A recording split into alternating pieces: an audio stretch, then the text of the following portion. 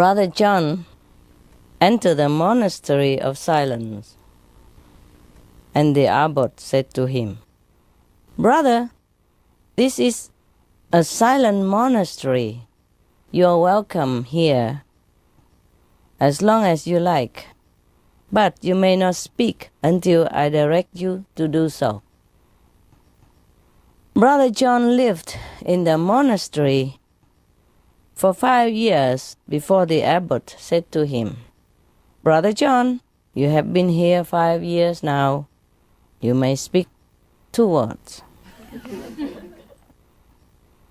So Brother John said, "Bed." "I'm sorry to hear that," the abbot said. "We will get you a better bed."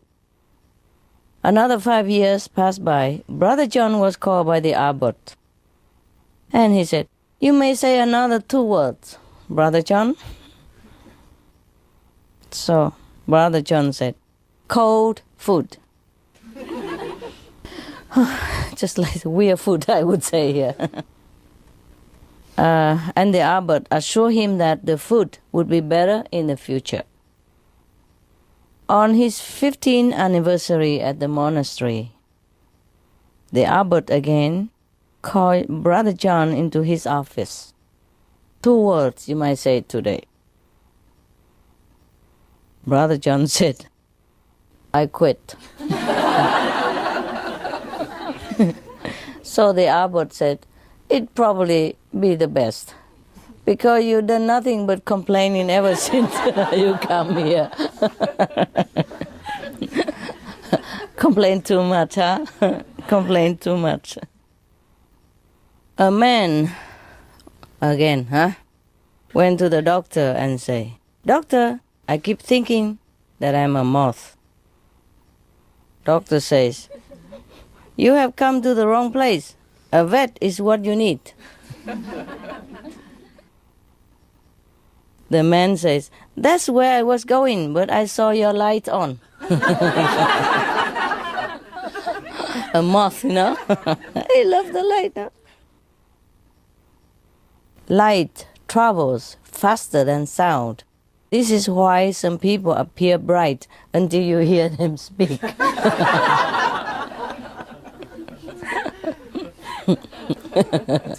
You better close your mouth, eh? That's cute. Okay. A farmer got pulled over for speeding.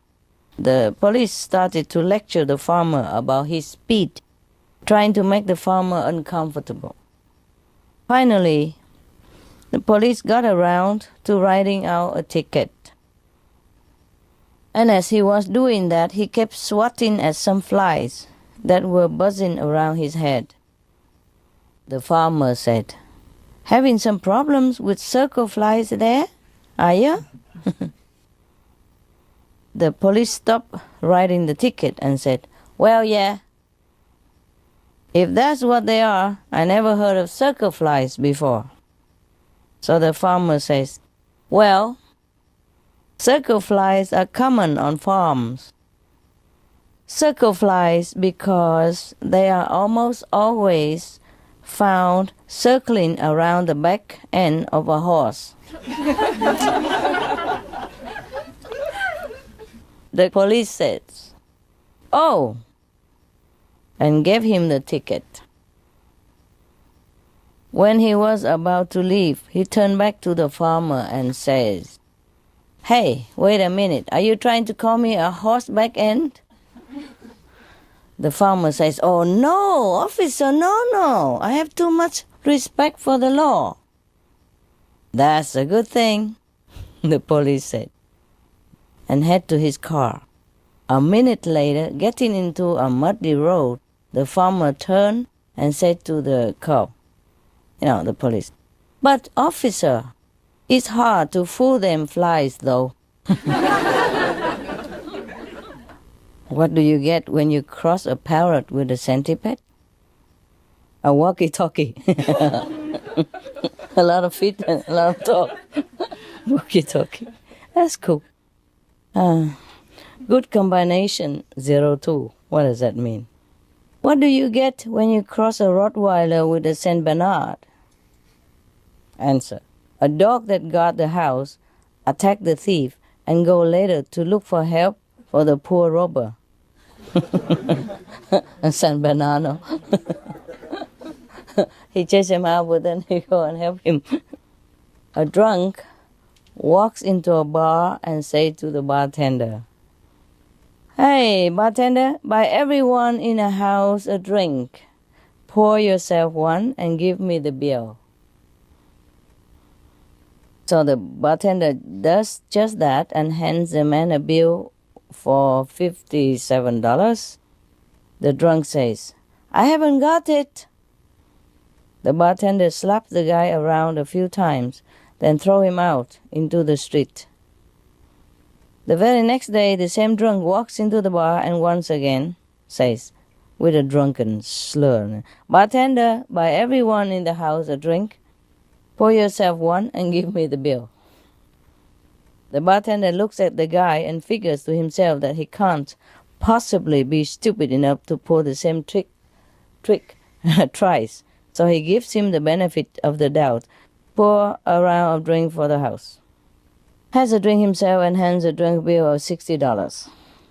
The drunk says, "I haven't got it." The bartender can't believe it. He picks the guy up, beat him, and throw him out in the street again. Now, the next day the same drunk walks back into the same bar and says again, of course with a drunken slur, "Bartender, blah, blah, blah, give me the bill." Disgusted, the bartender says, "What? No drink for me this time?" The drunk replies, "You? No way. You get too violent when you drink." I beat him up, no? That's cool. A blonde calls an airline and asks, "Can you tell me how long it takes to fly from San Francisco to New York City?" The agent replies, "Just a minute." And the blonde says, "Thank you," and hang up.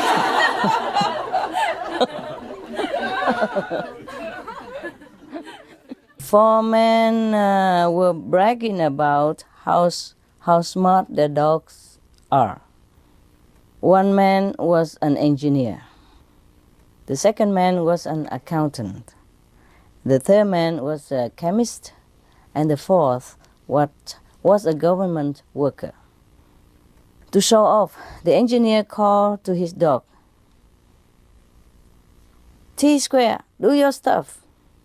And T-Square trotted over to a desk, took out some paper and pen, and promptly drew a circle, a square, and a triangle. Everyone agreed that was pretty smart. And the accountant said that his dog could do better than that. He called to his dog and said, "Spreadsheet, do your stuff." Spreadsheet went out into the kitchen and returned with a dozen of cookies. He divided them into 4 equal piles. Yeah, 1, 2, 3, 4.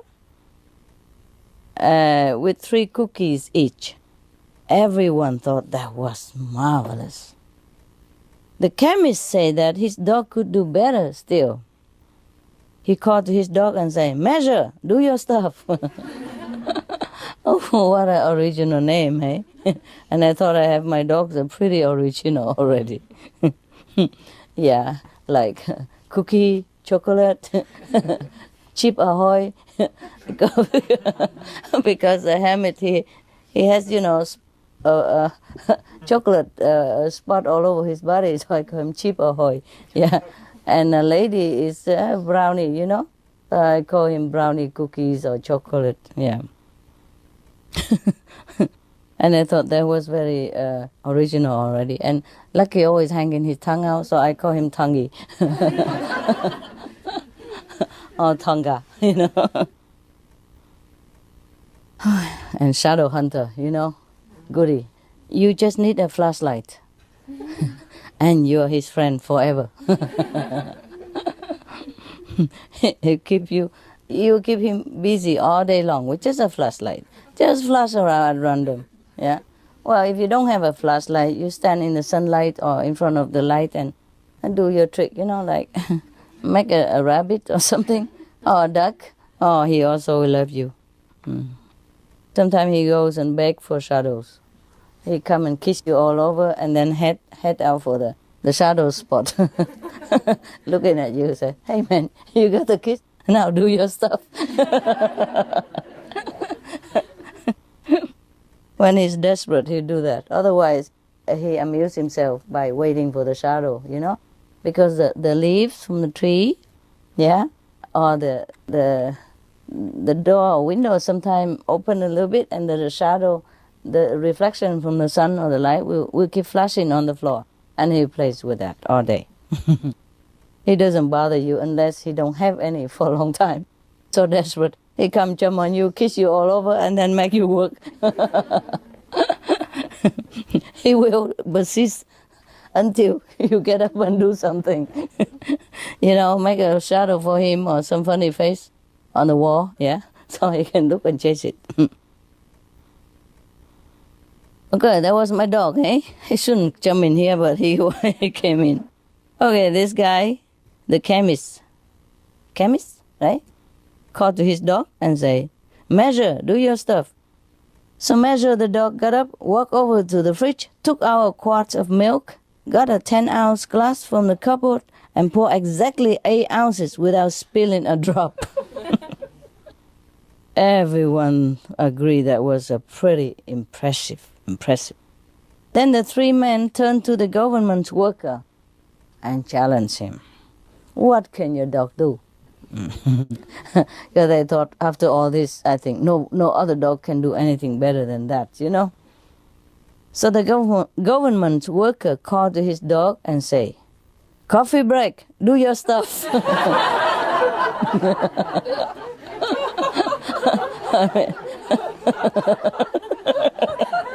What else would you wish for, when you work in the office all day? That's very cute, huh? Coffee break, do your stuff. Now, coffee break, jump onto his feet, ate the cookies, drank the milk.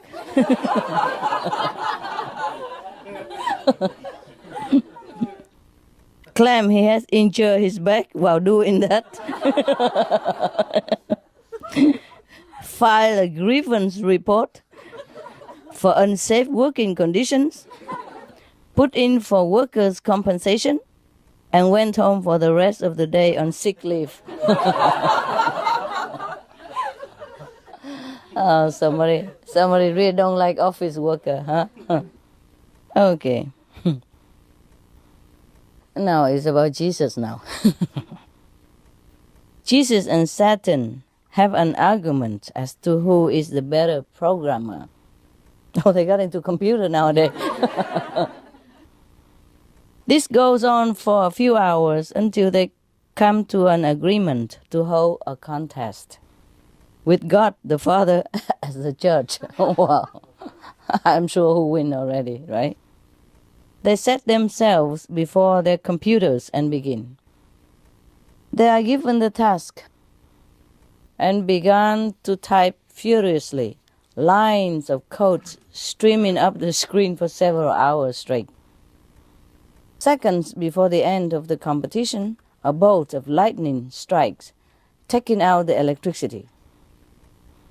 Moments later, the power is restored, and God announces that the contest is over. He asks Satan to show what he has come up with. Satan indignantly protests, I have nothing.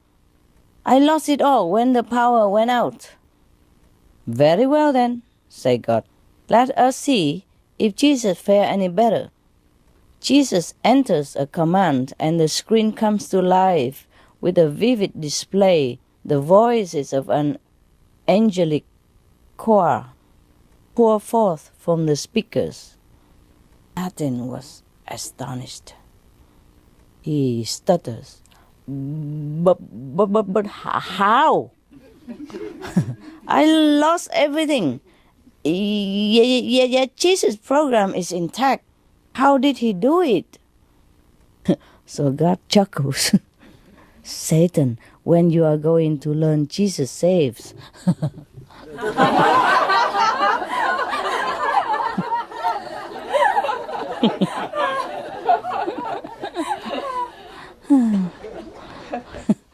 He's even good at saving computer programs. A state police officer sees a car puttering along at 22 miles per hour.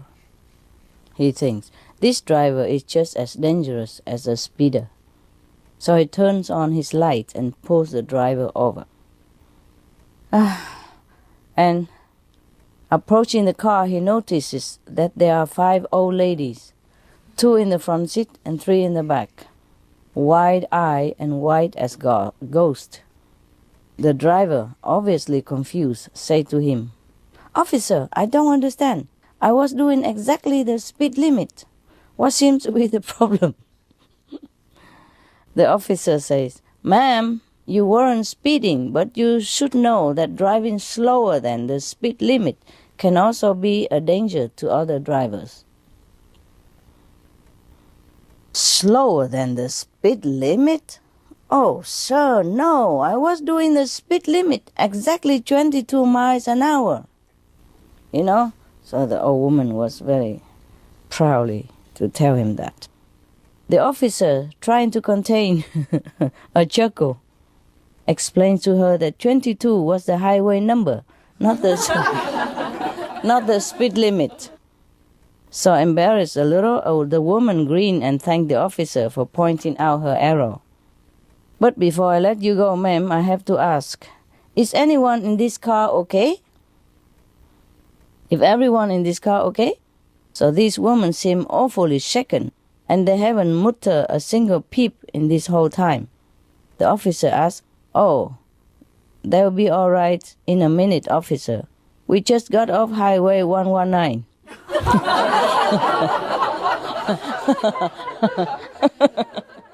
This one is called Bad Names.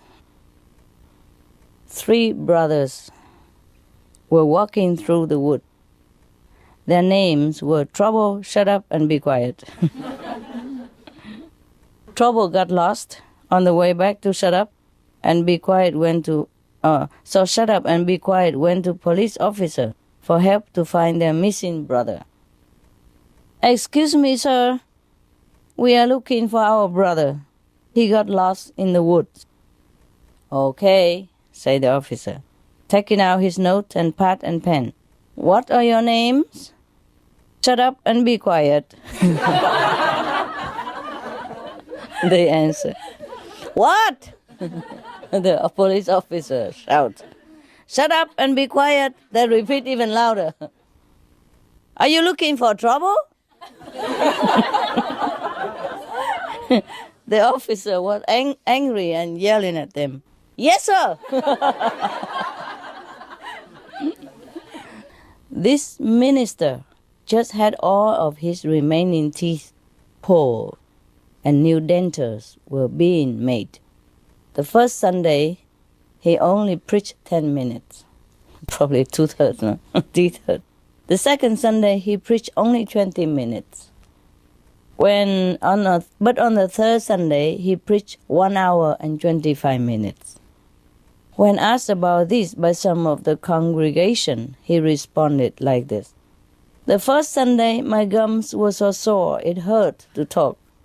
The second Sunday, my dentures were hurting a lot. The third Sunday, I accidentally grabbed my wife's dentures, and I couldn't stop talking." Jesus was walking around heaven, making sure that everyone was blissfully happy when he came across an old man sitting in the corner and crying bitterly. "Come on," said Jesus, "we can't have this. You are supposed to be happy here." So the old man weeping and saying, "I will never be happy here, because when I was on earth, I was a carpenter, and one day my son left and I never saw him again." So Jesus said, Dad? Is that you? So the man grabbed him, hugged him, and said, Pinocchio! A Jewish man complained to the police that he had been beaten up by 2 Irishmen. So when questioned, the Irishmen said that they had done it because the Jewish people had crucified Jesus. My God, talking about, long memory, good memory. The bewildered policeman said, but that was over 2,000 years ago, man. So the 2 Irish say, yeah, but we only heard about that last night.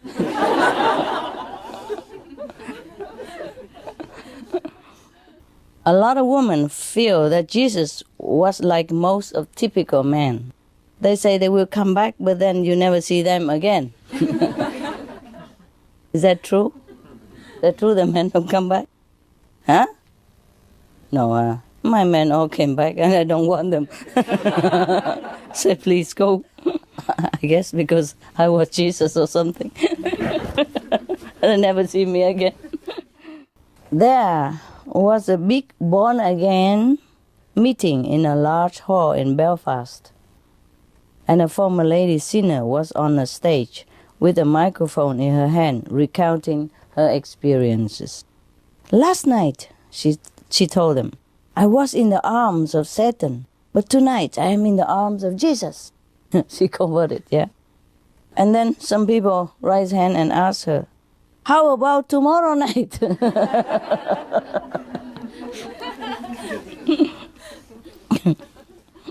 A Scotsman was on a visit to the Holy Land and took a trip to the Sea of Galilee, where Jesus walked on the water.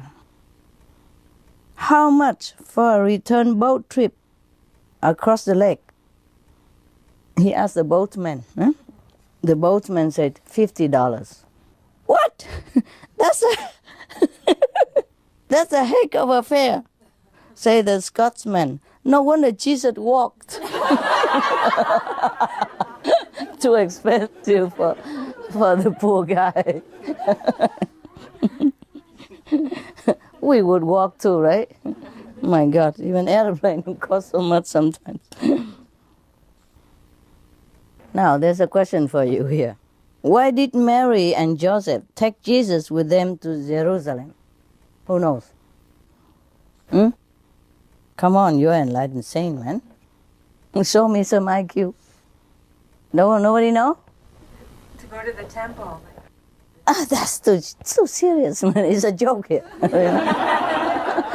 Remember, this is a joke. Nobody knows? But this is funny. That's funny. Anybody knows? Huh? They couldn't find a babysitter, my God. A priest and a rabbi were talking on a train. What are the promotion prospects like in your church? The rabbi asked the priest. The priest said, pretty good, pretty good. I could be made a parish priest. Yeah, soon. The rabbi asked him, and then? And then a monsignor. And then? And then I could be a bishop. And then? Well, a cardinal. Cardinal? Yeah. And then? A pope? I could be a pope. And then? There's nothing higher than a pope, said the priest, except God. The rabbi said to him, yeah, but one of our boys made it. Jesus. Become God. Jesus saw the deaf man and he took pity on him and restored his hearing. Jesus saw the blind man and he took pity on him and restored his sight. And Jesus saw the crippled man and took pity on him and wanted to restore his ability. But the crippled man shouted, "Don't touch me! I have got a disability pension." Even Jesus couldn't beat that, huh? Some typical, huh? It's a joke, but it's typical, huh? Some human don't even want to go to heaven. The Pope was in the middle of an audience when a cardinal came and whispered in his ear, "Jesus is on the phone and wants to have a word with you." So the Pope rushed away to his private chamber and returned a few minutes to his pilgrims. "I have good news and bad news for you," he told them. There was Jesus on the phone, and he has just arrived on earth for the second coming. That was the good news. The bad news is that he was calling from Salt Lake City. I don't know why it's so funny. I guess don't care about Catholic Church, huh? He deserted them. They should say he's in Paris Center, no? Sorry about that. It's just a few miles from Vatican, no? Jesus, Mary, and Joseph were going about their daily work at their home in Nazareth, when suddenly Jesus ran inside into Joseph's carpenter shop and said, "Did you call me, Dad?" Joseph said, No, I just hit my thumb with the hammer again." Oh, Jesus. A little boy was asked by his religious teacher how he would recognize Jesus if he came back again today. "Easy," the little boy says. "He wears his heart outside his chest." You see all the photo, they paint Jesus with a heart outside. So the boy said, "Easy, I can recognize it." It's so funny. People are so naive, huh? If it was so easy, huh? Actually, in one of the magazine I read that they have found some, prediction from Jesus, And one of the sentence says that they will not recognize me because I will come back as a woman. Yeah. But it has many, I don't know where it is anymore. I don't know if it's trustworthy source of information. So, yeah, but that magazine has no interest in them to write this kind of thing, Because they write many other predictions as well. Yeah. Not just about Jesus, huh? About other things. And one sentence about Jesus is like that, like, "I will come back as a woman." He forgot to say high heel and all that. It make it easier for us folk to recognize, no? A man was behaving suspiciously near the gate of heaven. Yeah. First he went to the gate and then he walked away. And then he approached the gate and walked away again. And then he has kept doing that for a few times. And then St. Peter called for Jesus, who decided to confront the man. "Look, what are you playing at?" Jesus asked him. "Well," said the man, "you know I am dead." "I know I am dead. Now if somebody would please just tell the cardiac resuscitation team."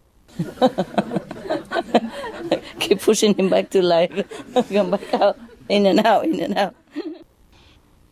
A rabbi was worried that his son was about to be converted to Christianity, so he prayed fervently to God to prevent this from happening. Oh my God, I pray to the same God. Please don't let him be converted to Christianity. My son wants to become a Christian. Please stop him, oh God. He prayed. The voice of God boomed back. What can I do? Look at my own son. Jesus was a Jew, no? And then he became a Christian. No? Why is Jesus so popular in Ireland? Irishman. No? You wouldn't know it. He was the first man who could turn water into wine. One of the greatest acts of forgiveness in the Gospels is that Peter became one of the disciples despite the fact that Jesus has healed his mother-in-law.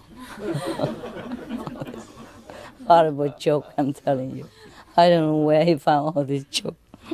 Poor mother-in-law. What has she done? Huh? I mean, the mother-in-law may be famous for daughter-in-law, about being conflicting. But the mother-in-law would have loved the son-in-law very much, no? No? What about yours? Not always? Okay. Maybe you wrote this joke, I don't know. You probably wrote this joke, right? The Pope and the Cardinal were sitting in the Vatican drinking coffee when a young priest ran in and said, Jesus was visiting Earth and heading their way. The Pope headed for his typewriter and began writing a new encyclical. So the Cardinal asked him, what should I do? The Pope said to him, look busy.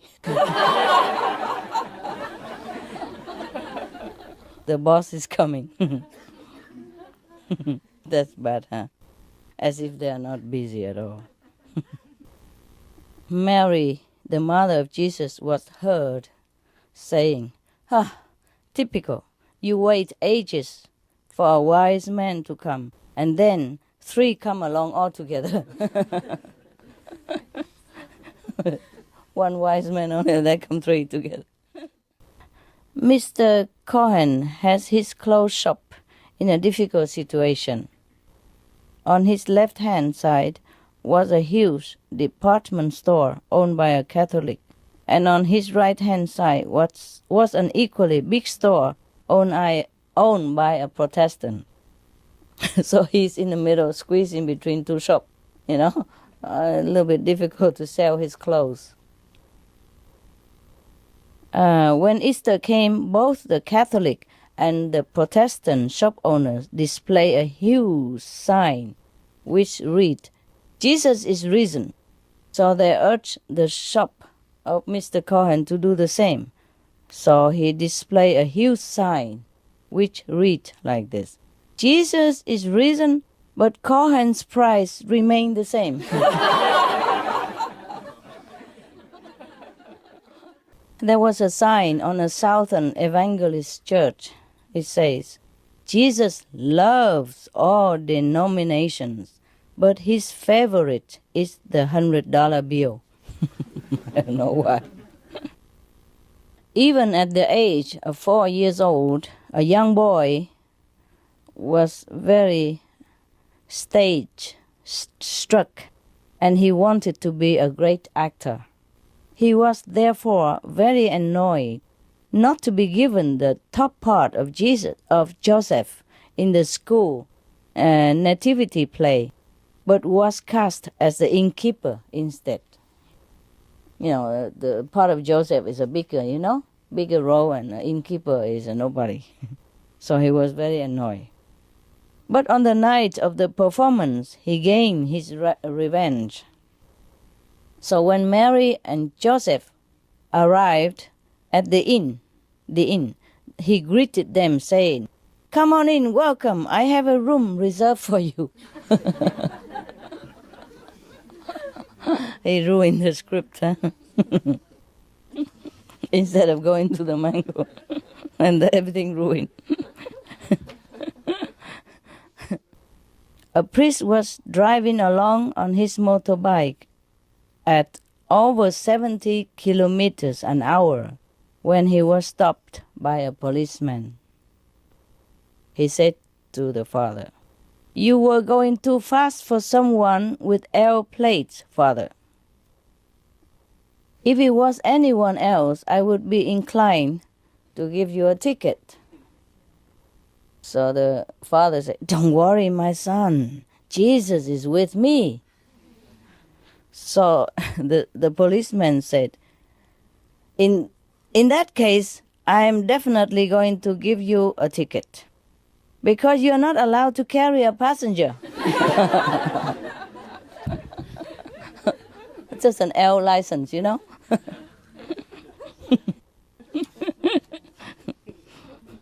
A mother gave her 2 boys an apple each, one big and one small. And one of the boys grabbed the big apple and gave the small one to his brother. So the mother remonstrated to him and said, Come. If you were Jesus, you would have taken the small apple and give the big one to your brother, no? Okay. The guy with the big apple looked at his brother and said, You can be Jesus.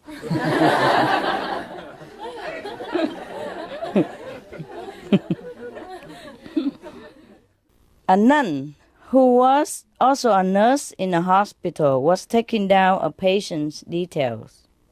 One patient gave his name and age but said he has no next of kin. Come on now, she said to him. You must have some relative that we can contact. Well, I have a sister, but she'll be no good because she's only a nun. Only a nun? You know, the nun was very indignant. How dare you? You should know she's the bride of Jesus.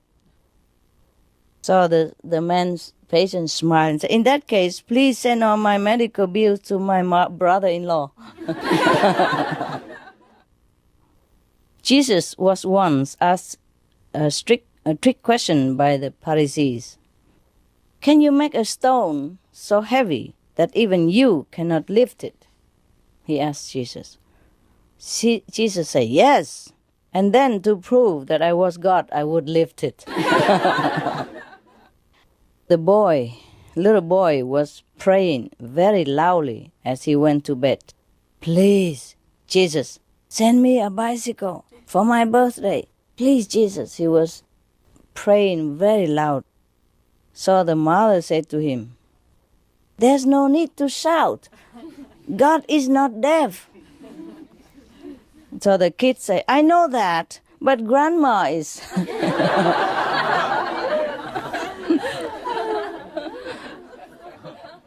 There was an old woman praying very, very devoutly down below scaffolding.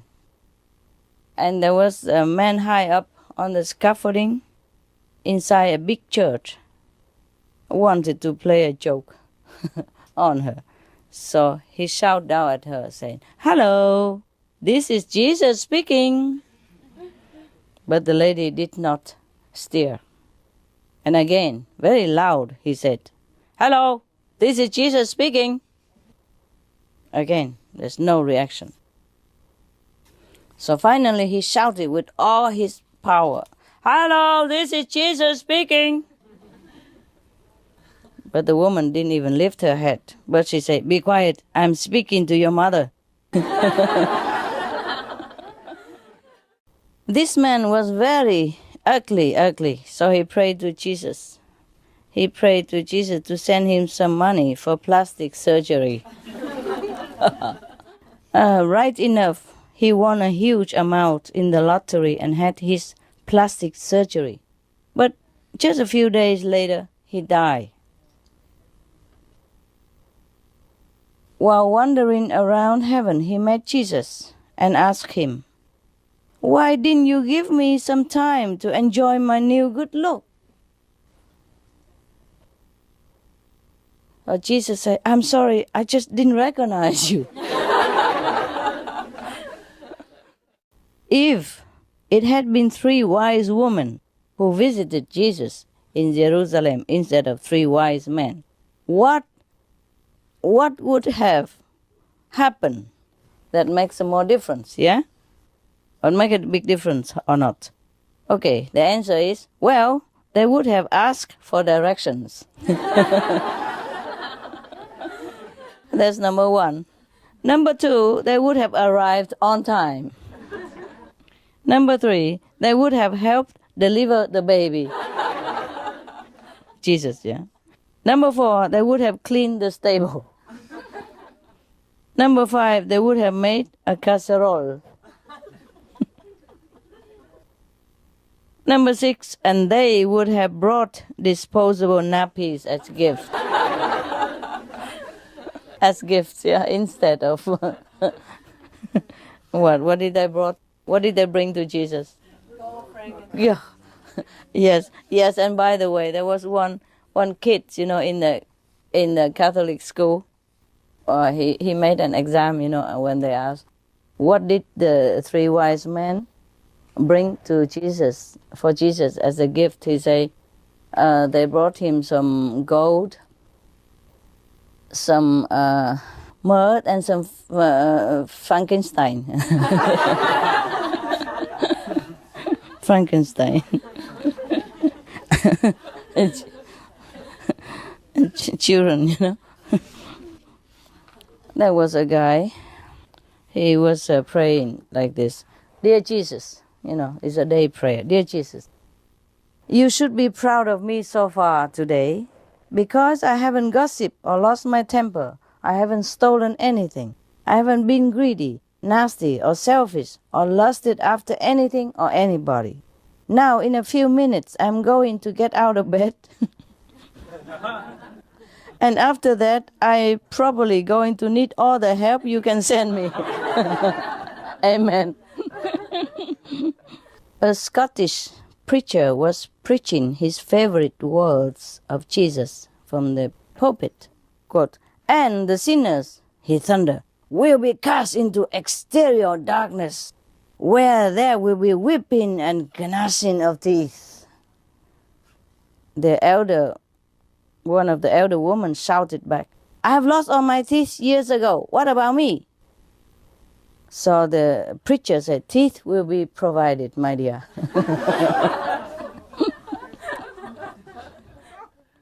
This is a rhyme. Roses are reddish, violets are bluish. If it wasn't for Jesus, we will all be Jewish. A new pope took over the Catholic Church and was told by his secretary that in the Vatican safe there was a letter from Jesus himself that had never been opened by any pope, and he hoped that the new pope will continue this tradition. The pope said yes, he would, but one night his curiosity got the better of him. So he sneaked down to the safe, opened it, and took out the letter. With trembling hands, he opened the envelope and examined the letter. It was signed by Jesus, all right, but it turned out to be the bill of the Last Supper.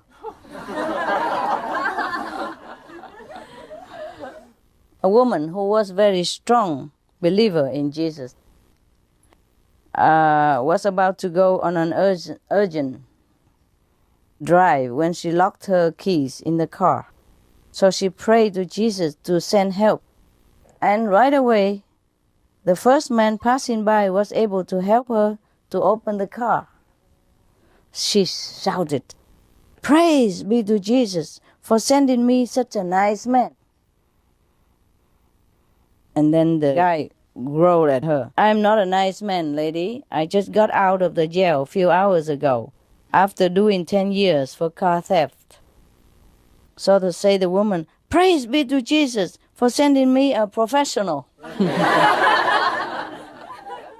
If Jesus were alive today, and many people believe he is, would he be handing out buttons with the slogan like this? What part of thou shalt not don't you understand? Got it, yeah? Yeah, many thou shalt not, they do it all anyway. That's what it is. I agree with that. A little girl was asked in religious class in school why Jesus in the Lord's Prayer had told us to ask for our daily bread. Anybody knows? Can you guess? Because they would have it fresh every day.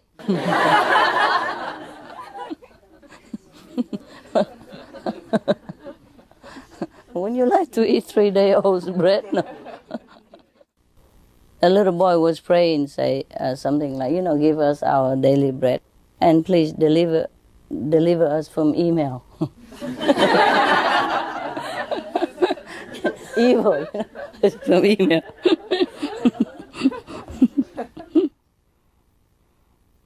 At a religious class, a little girl was asked if she knew what she knew about Good Friday. So the girl answered, he was the good fellow who did all the work for Robinson Crusoe. Friday. Yeah, you know, right? You like it? A curious little child asked her father, is Jesus everywhere? Yes, love. The father smiled and answered her. Is Jesus also in my friend Shirley's back garden? She persisted. So the father said, yes, love. Jesus is also in your friend Shirley's back garden. So the girl gets serious and say, that's funny, because my friend Shirley doesn't have a back garden.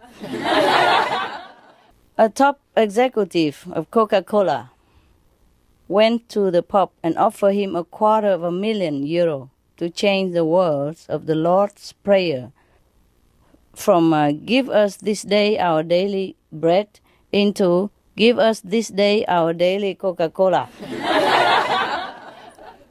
The Pope said, I'm sorry, the money would be welcome, but I cannot change the words of Jesus, as quoted in the Bible.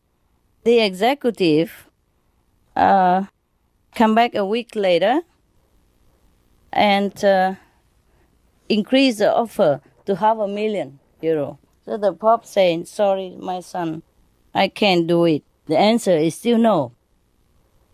Finally, the executive offers €1 million to the Pope and saying, please take it and change it. It's a lot of money, yeah. So the Pope said, it is not in my power to do what you ask. I cannot discuss this any further. So the executive left the Vatican and said to his, nearby PA, I wonder how much the bread business people are paying him.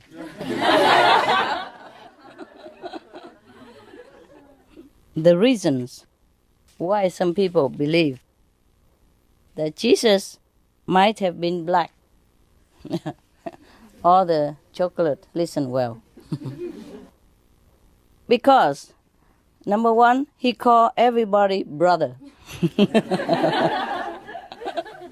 Number two, he liked gospel. Another reason that people believe that Jesus might have been Irish. Number one, because he lived with his parents until he was 30. I don't know why. Is that so? Or the Irish live with his parents? Wow, it's very green, no? Save a lot of money, trouble. Number two, he believed his mother was a virgin. Number three, his mother believed he was God. Oh, no. Well, that's not too good. Okay. And some people believe Jesus might have been a Californian. Because number one, he had long hair. The hippie. Number two, he was always in sandals or barefoot. Number three, he founded a new religion. All this happened in California, I guess. Okay. Some people believe Jesus might have been Italian because he moved his hands about when he talked.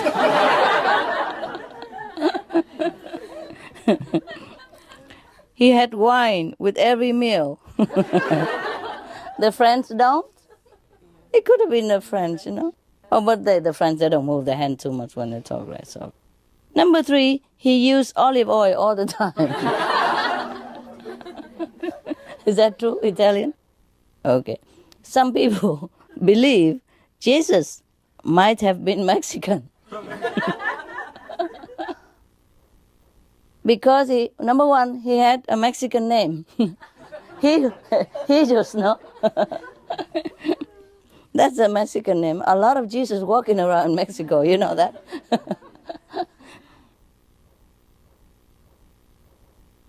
Number 2, he never had a steady job.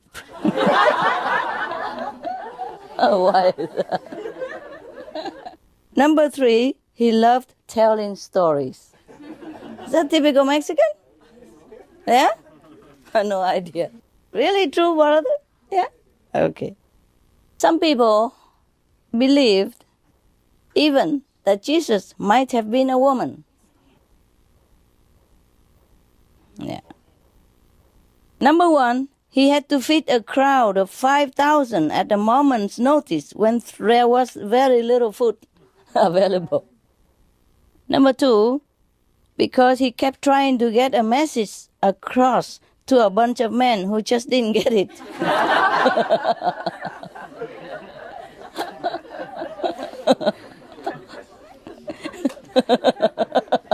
I like that one very much.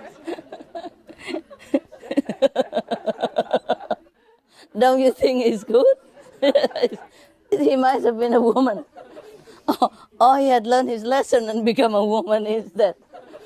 Number 3, even when he was dead, he had to get up because there was more for him to do. More work to do. Only a woman can do that, huh? Wow. Yeah, what an honor. Okay, that concludes our joke today. If you have any doubt, you can write to the Vatican to complain or for further information. Did you enjoy the joke? Yeah. Good, no?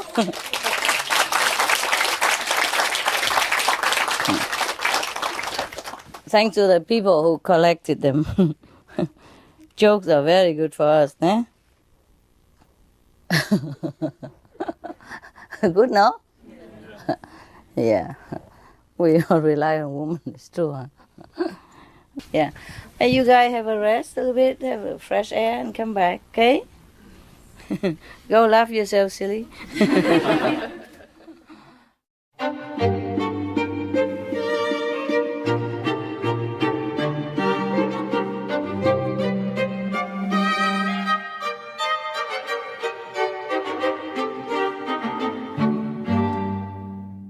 The watermelon hunter. Have you ever heard of such a hunter in your life?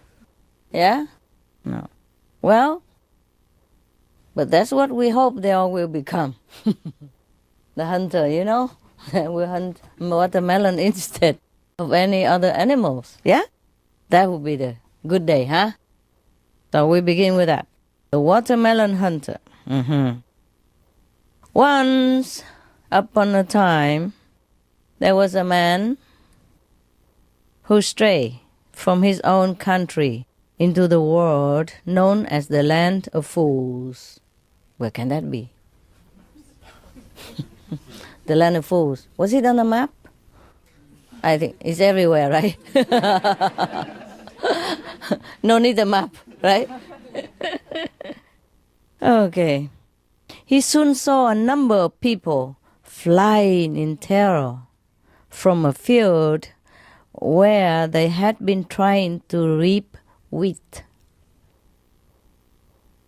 They keep crying while running.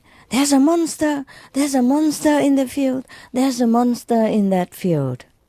And then they told him so. He looked and saw that it was just a watermelon. Because the people have never seen a watermelon before. Capish? Yeah? And all they saw just wheat, you know, rice perhaps, wheat, but not the watermelon. And the watermelon grew from nowhere. Of course, it must be a monster, no? You know how the watermelon grow there? How? In the field of wheat, how can a watermelon grow? Tell me. Tell me, all the wise men. Jesus had only 3 wise men, and I have so many here. Huh? The birds brought it there. Good.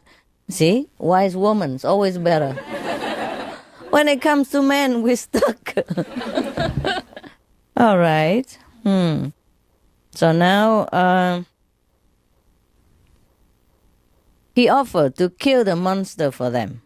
Yes. So when he had cut the melon from its stalk, he took a slice and began to eat it.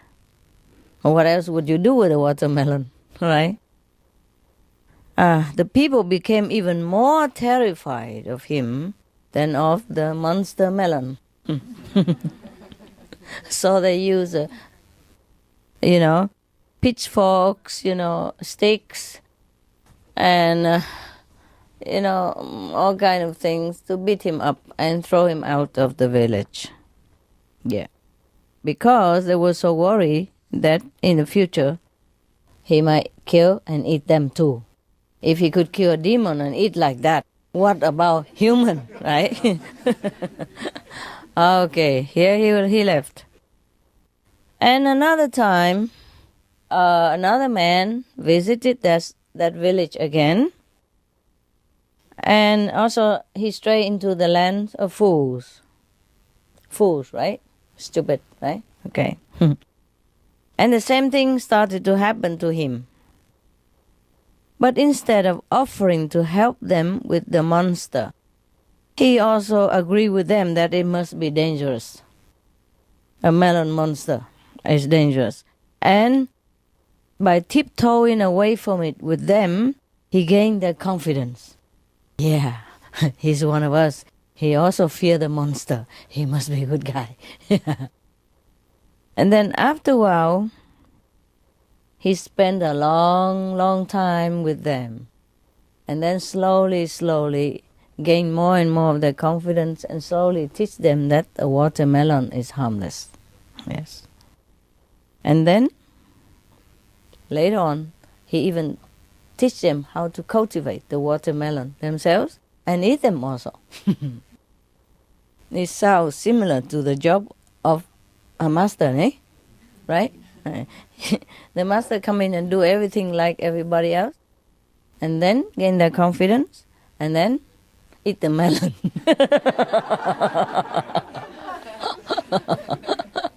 What else you want the master to do? What would you do if you are in the land of the fools? Huh? What would you do with a monster like that? We have them a lot here in supermarket. But these people in the land of fools have never seen such a monster. Yeah. You see, sometimes you have to look like them, do like them, yeah? And then they will be not too fearful from you, yeah? I see some people ask me why I don't wear monk's robe, nun's robe, whatever, like all the priests and the holy ones, Yes. So many monks in the Buddhist temple, but everybody go there, take refuge, give a red envelope with money in it, and go home, eat meat, drink wine again. Yeah. So I think I should change the strategy, no? And it worked, no? Yeah, look how many melon eaters sitting here. Instead of eating meat, you're eating melon with me, yeah? And it's cool, no? Yeah. So it doesn't matter what I have to do, as long as my job is done, yeah? And it's cool like that. So, got a lot of people curious why I don't wear monk's robe and nun's robe, You just see the monk's robe, you just bow to it because he's a holy person. And you just feel, okay, only him can do it, because he's holy. He stay in the temple and he wear patch robe, like the monks, they wear the robe with patching everywhere. Yeah. So he's holy. And we normal people can never do that. So might just well go bow to him, steal whatever merit he has, and take it home with an apple, and then, okay, carry on, usual work. Understand me? So many monks in the temple. And how many of the so-called their disciples have one meal vegetarian? All they do, twice a month, the first day of the month and the last day of the month. I told you already. or the first day and the middle day of the month. Yeah? You know that, right? So I think I changed the tactic and it works, yeah? Yes. Good, huh? It works, huh? Yes. All of our people are eating melons, right? Instead of meat. No? Then it's okay. It's cool. Now, this is the next story is more funny. Be prepared. Actually, in this shop, it's not that funny, just because we are funny. After eating the melon, we become funny. Yeah, that's why we laugh a lot. Okay. The next story is about an ambassador, an accident ambassador. I mean, accidentally he became an ambassador. This concerning Mullah Nasruddin. You know that guy, right? A lot of laugh about him always. Here's another laugh about him. Yeah, this time he's more serious, but still laughter. Yeah. By a series of misunderstanding and coincidence, Mullah Nasruddin found himself one day in the audience hall of the Emperor of Persia. Shahinshah, mean the king, yeah, of Persia. He's called Shahinshah. Was surrounded by self-seeking nobles, governors of provinces, courtiers, and sycophants of all kinds. He was surrounded by all of these people. One is competing with each other, with the others, and claimed to be appointed head of the embassy, which was soon to set out for India. Yeah, actually diplomats. Yeah, they're not going to make an embassy in India. Perhaps they just want to send an envoy. Yeah, of diplomat. Everybody was clamoring, making noise, and competing with each other and claiming themselves good and that and other. So the king had up to here, more than enough of all this self-aggrandizement of these from these his courtiers and his assistants. So he raised his head, above all of them. And he didn't even know what to choose. He kept looking at heaven as asking Jesus to help him. Yeah. And then somehow his eyes, landed on Nasruddin. This is a mullah. He's a Muslim teacher, you know what I mean? Master, and this guy is always getting into some unlikely situation anyway. And suddenly he was there. Perhaps he was taller than the rest. So when the king lifted his head down from heaven, back to earth again, so his head was swimming among the crowd. So he said, there, that man is going to be my ambassador to India. Said and done. So now, please, all of you, leave me in peace. Fine. Nasruddin was given rich clothes and an enormous chest of rubies, diamonds, emeralds, and priceless works of art, so that he can bring this gift of Shahinshah to the great mogul. Now, the courtiers who lost the job, all of them become very frustrated and angry, of course, nah? So they decided to unite it together, to be united together to fight against this opportunist mullah. And they try to trick him, into trouble, because they're up to destroying him. Yeah, what you cannot eat, you spoil it, so nobody else can eat. That is sometimes the psychology of some human. Now, they united together and do a lot of stuff, stupid things. Like they broke into his quarters and stole all the jewels, and all the nice artwork and other precious item in the mullah's trust, yeah, took it out, divided among themselves. And then they even put the earth into the box to make up the weight so that he wouldn't notice. Now, they even determined to ruin his ambassador job and also to discredit his ability and honor. Now, they what they do is they come to Nasruddin, very humble, very nice, very polite, sweet talk, telling him such. Great Nasruddin, we congratulate you. Yes. What the fountain of wisdom, peacock of the world, has ordered must be the essence of all wisdom. We therefore hail you. But there are just a couple of points upon which we may be able to advise you, accustomed as we are to the behavior of diplomatic emissaries. They're going to tell him some tricks, ruin him. Do you know what the fountain of wisdom, peacock of the world means? Apart from the dictionary word? They address the king first, They also call him the full moon, or the presence, God, even, or God, rep, the PR of God, So Nasruddin thought they are very nice people, so happy to have such colleagues.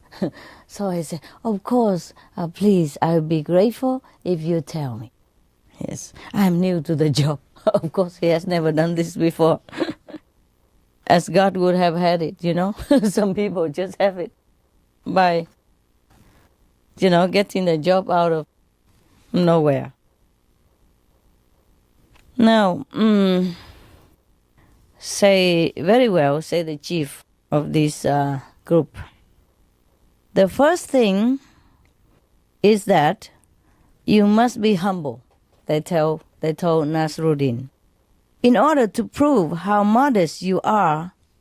Therefore, you should not show any sign of self-importance.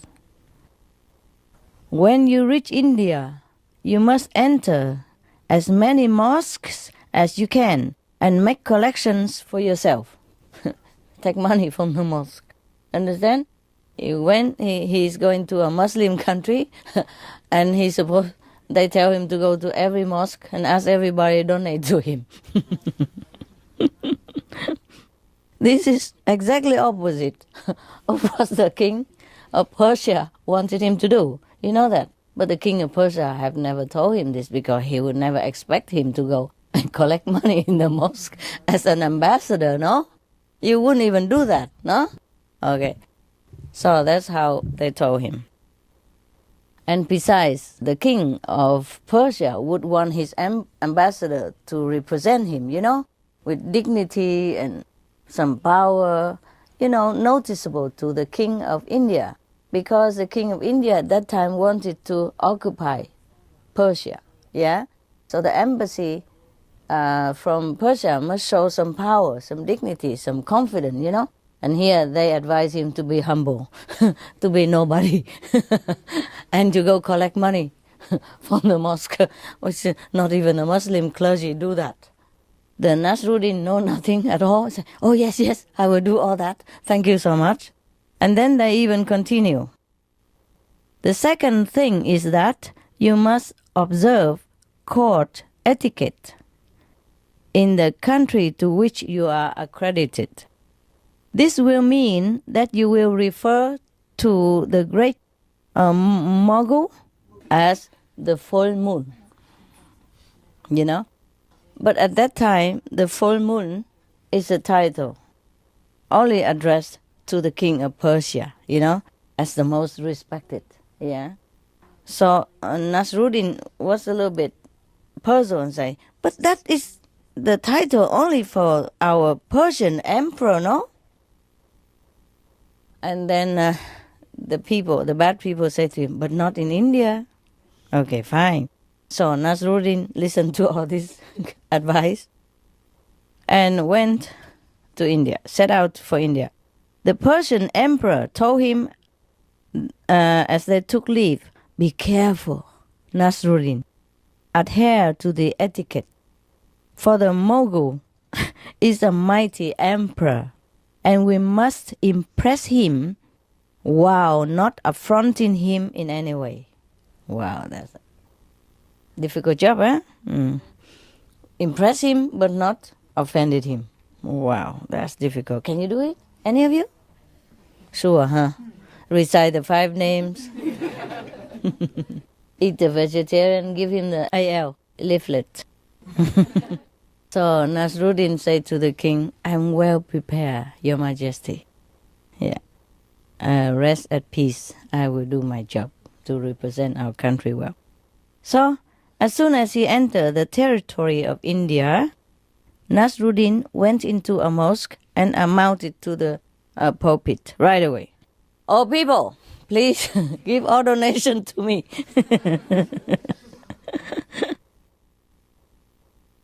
You have to see in me the representative of Allah, on earth, and the axis of the globe.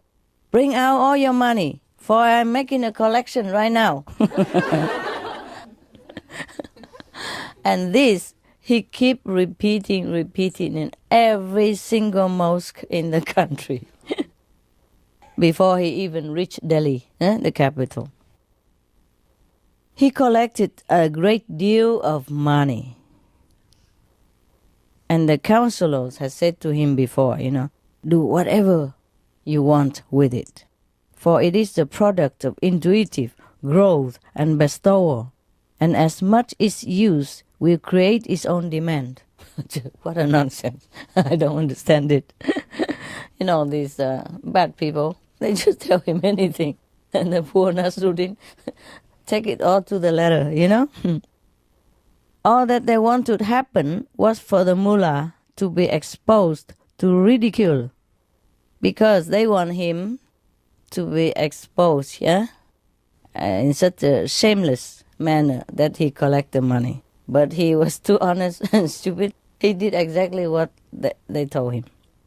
Nasruddin kept roaring, in every mosque he entered. He said, the holy must live from their holiness.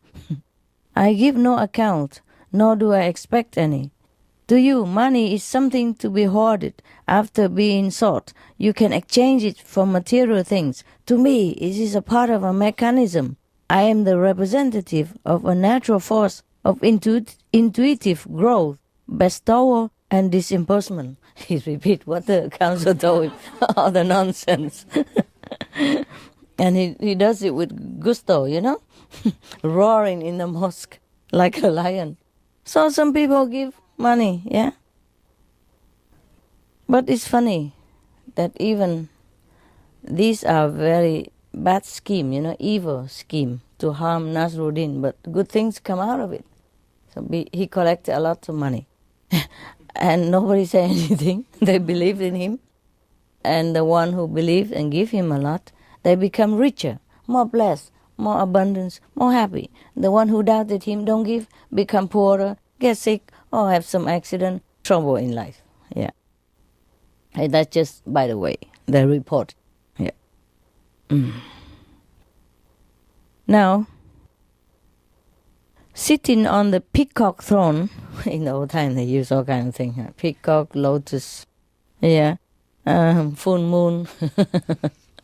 Why don't call themselves full sun instead, nah? It's even brighter, no? Why bother to be the moon?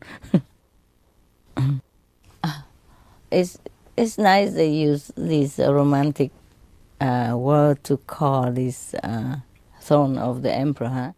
Even now, the Japanese still call the throne of the emperor the chrysanthemum throne, And the Buddha throne is supposed to be a lotus throne, I don't know what I'm sitting on. I keep slipping down because it go somehow this way. Okay. So on the peacock throne, the emperor at Delhi studied the reports which courtiers were daily bringing him about Nasruddin behavior. They're describing the Persian ambassador's activities daily. He's doing every day, going to the mosque, collect money. What an ambassador, huh? At first he could make no sense out of them. Then he called his council together. He said, "Gentlemen, this Nasruddin must indeed be a saint or a divinely guided one. Who ever heard of anyone else violating the principle that one does not seek money without a plausible reason?" He don't say any reason. Remember? Lest a wrong interpretation be placed upon one's motives. So he must be a saint. That's what he think. Yeah. Because he does such a crazy thing, so he couldn't be so stupid, so he must be a saint. So the courtiers in our council tell the king, "May your shadow never grow less." Wow, so polite. "Oh, infinite extension of our wisdom." They address the king. "We agree, Your Majesty. If there are men like this in Persia, we must beware, for their moral ascendancy over our materialistic outlook is obvious."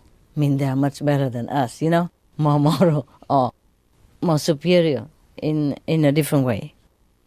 Then a runner arrived from Persia with a secret letter in which the Moguls' spies at the imperial court reports.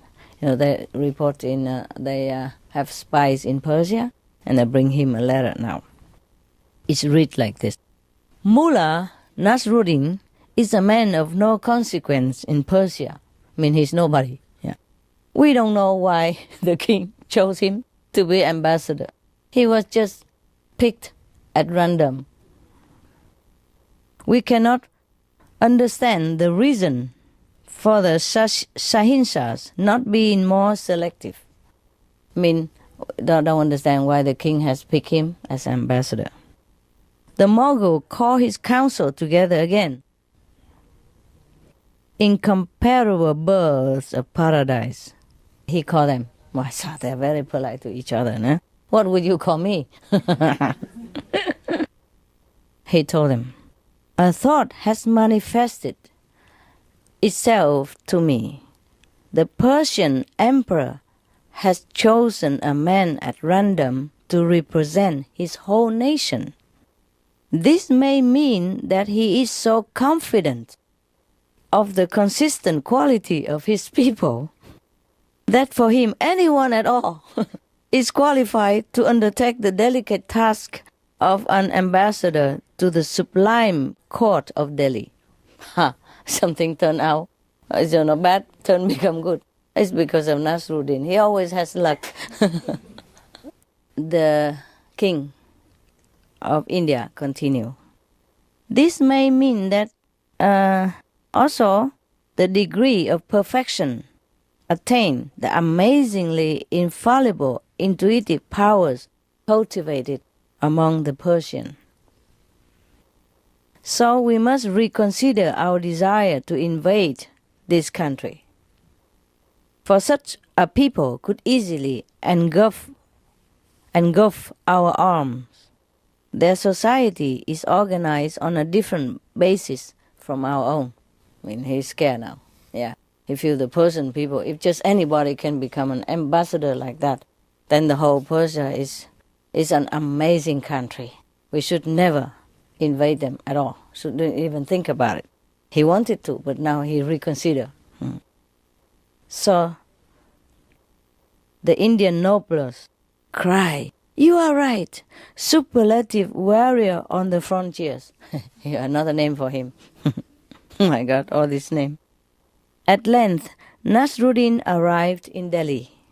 he was riding his old donkey. You know him, him and the donkey, and was followed by his escort, weighed down by the sacks of money which he had collected in the mosque. The treasure chest was mounted on an elephant.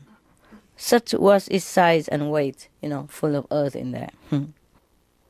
Nasruddin was met by the master of ceremonies at the gate of Delhi. The emperor was seated with his nobles in an immense courtyard, reception hall of the ambassadors. This courtyard entrance was arranged so that it's very low, so that whoever go through that, before seeing the king, they have to dismount from the horse, and indicate already like supplication, inferior. Give them already inferior complex where the king sit on the ninth level of the throne. Okay, but because Nasruddin come on with the donkey, it's very low anyway, so he just drive through. With his donkey bowing all the way. I'm coming. No ambassador had ever arrived astride a donkey anyway. However, and thus there was nothing to stop Nasruddin trotting straight through the door and up to the emperor days. The Indian king and his courtiers exchanged, meaningful glances at this act. Nasruddin blithely dismounted, addressed the king as the full moon, and called for his treasure chest to be brought. When it was opened, the treasure chest full of earth in there, there was a moment of consternation. So Nasruddin first time saw it. He didn't know that. He thought it was full of treasure inside. So he thought to himself, I better say nothing. Because there's nothing I say now can explain this stuff. I'm doomed for sure. So he kept quiet. Yes. So the Mogul whispered to his viziers, his, premier, what does this mean? Is this meant as an insult to the highest eminence? The vizier also could not believe this. He think quickly, furiously for a moment, and then he provided the interpretation. It is a symbolic act, Your Majesty. The ambassador means that he acknowledges you as the master of the earth. That's why he brought earth to you. Because he also called you the full moon, no? Full moons mean, the great already, greatest king at that time. So the Mogul relaxed. Cool. He might have said cool. Or ça va. Or he would say, muy bien, muy bien. So he said to the Nasruddin, we are content with the offering of the Persian Shahinshah, king, for we have no need for wealth in any way. And we appreciate the metaphysical subtlety of the message.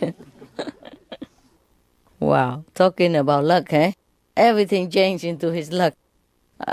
Even all these bad courtiers want to play hell on him. He still gained the credit, a good credit. Yeah. So all we do is just be a good person and everything will turn out well, This is a message. Okay.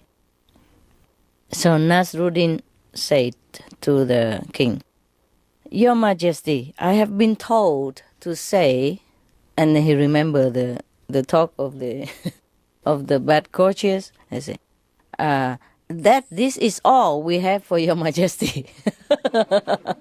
Do you understand? This is supposed to be a provoking sentence, yeah? Bring in just a handful of soy and this is all we give to you. Yes. But the interpreter, of the omens also whispered to the king and say that means that Persia will not yield 1 more ounce of her soil to us. Like a message, like don't invade, we don't give you any more.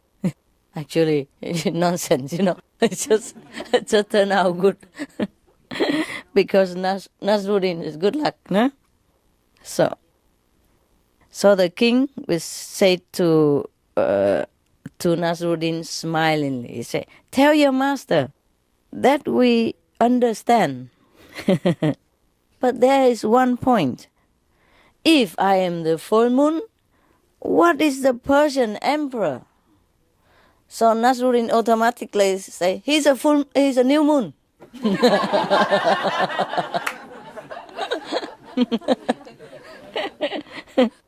So the court, advisor whispered to the king again, this okay.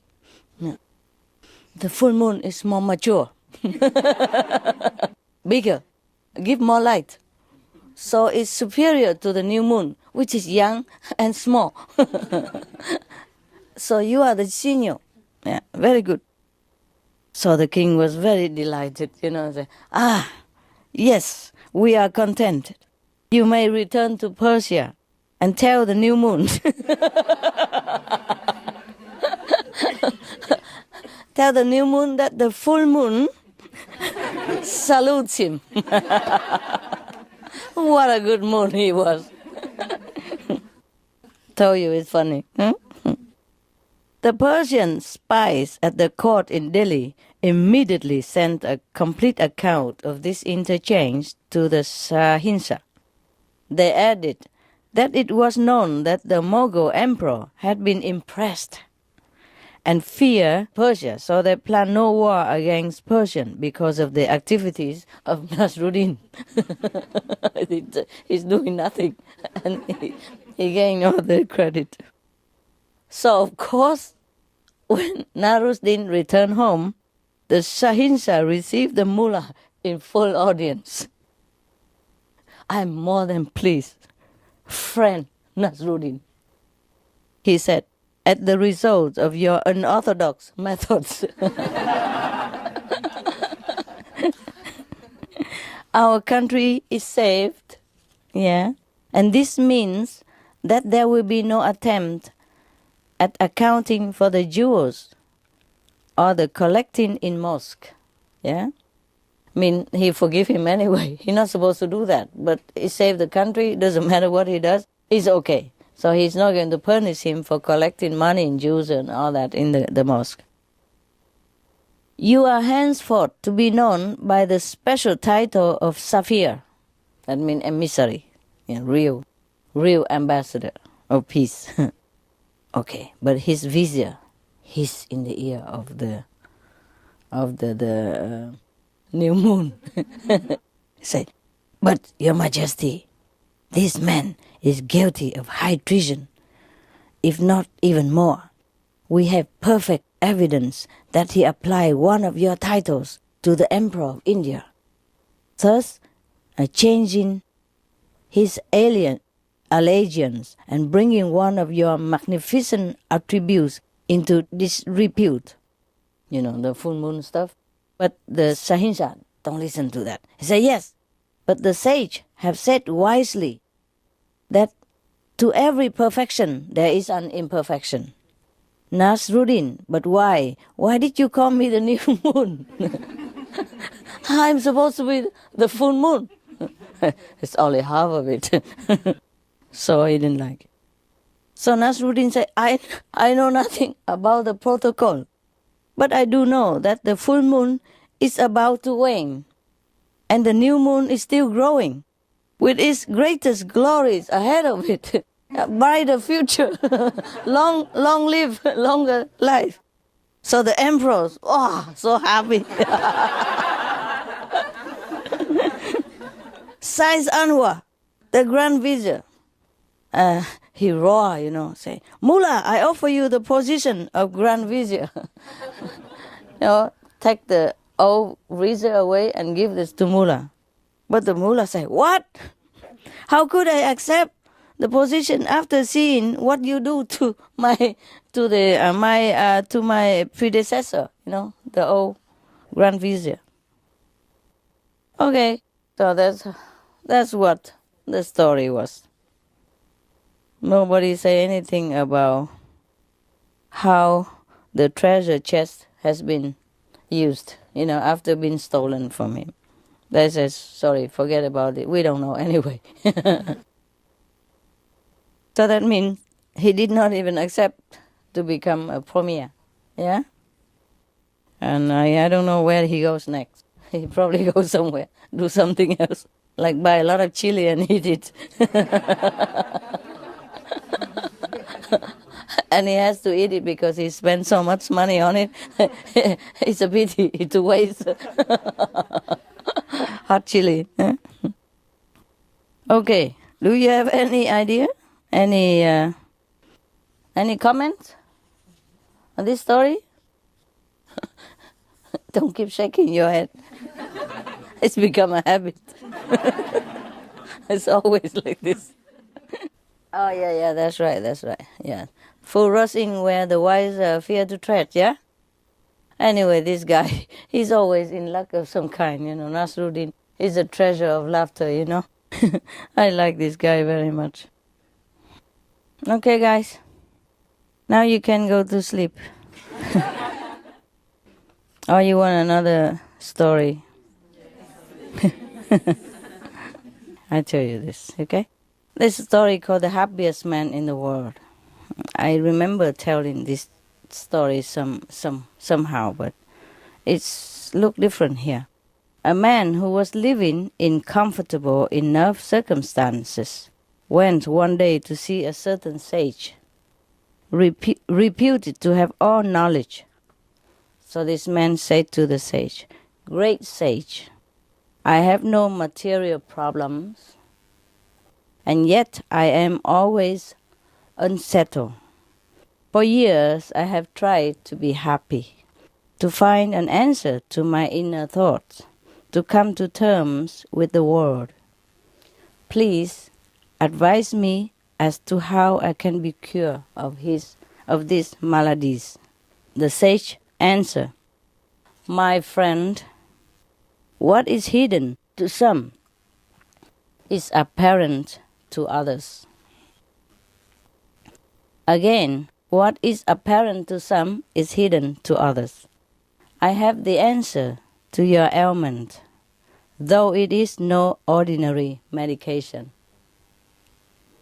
You must set out on your travels, seeking the happiest man in the world. As soon as you find him, you must ask him for his shirt and put it on yourself." The seeker thereupon restlessly started looking for happy men. One after another, he found them and questioned them. Again and again they said, "Yes, I am happy, but there is one happier than me." After traveling through one country after another for many, many days, he found a wood in which everyone said lived the happiest man in the world. He heard the sound of laughter coming from among the trees. And he quickened his step until he came upon a man sitting in a glade. He asked him, "Are you the happiest man in the world, as people have told me?" The man said, "Yes, certainly I am." So the traveler continued, "My name is so and so, my condition is such and such, and my remedy, ordered by the greatest sage, is to wear your shirt. Please give it to me. I will give you anything I have in exchange." The happiest man looked at him closely. He laughed and laughed and laughed and laughed and laughed. And when he had finished laughing, quite down a little, then the restless man, rather annoyed at this reaction, said to the happiest man, "Are you unhinged that you laugh at such a serious request?" Said the happiest man, "Perhaps, but if you had only taken the trouble to look, you would have seen that I do not possess a shirt."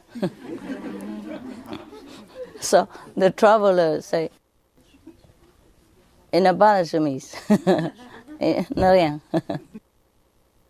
"So what am I to do now? I travel all this way for a shirt and you say you don't have a shirt." You should have called and asked first, no? Should have emailed him and asked before he come, no? So the, no shirt man tell him, "You will now be cured. Striving for something unattainable provides the exercise to achieve that which is needed. As when a man gathers all his strength to jump across a stream, if it were far wider than it is, he gets across the stream." Very philosophical to me. Too philosophical. The happiest man in the world then took off the turban, whose end had concealed his face. The restless man saw that he was none other than the great sage who had originally advised him to seek for the happiest man. Oh, he was very puzzled and asked, "But why did you not tell me all this years ago when I came to see you in the first place?" The sage told him, "Because you were not ready to understand then. You needed certain experiences, and they had to be given to you in a manner which would ensure that you went through them." Okay, got the lesson, yeah? Yeah, maybe sometimes we look for things that is right in front of our nose. The sage, who's supposed to be the happiest man on earth, he has no shirt anyway. And maybe that's why he's happy. But in the beginning, if the restless man were to be told like that, he probably wouldn't listen. Huh? So after traveling far and wide and couldn't even find it, yeah, then probably his mind is already tired enough to listen to some sense. Yeah, that's why. That's what I think. This book have many nice story.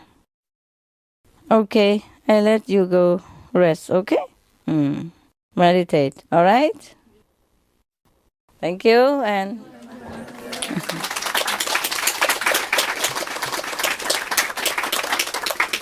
at least we have some good laughers, Nasruddin, huh? That guy, he always offers some laughter. I think I have told a lot of his story and his pleasantries before in Meli. You don't buy because it's Chinese. Okay then.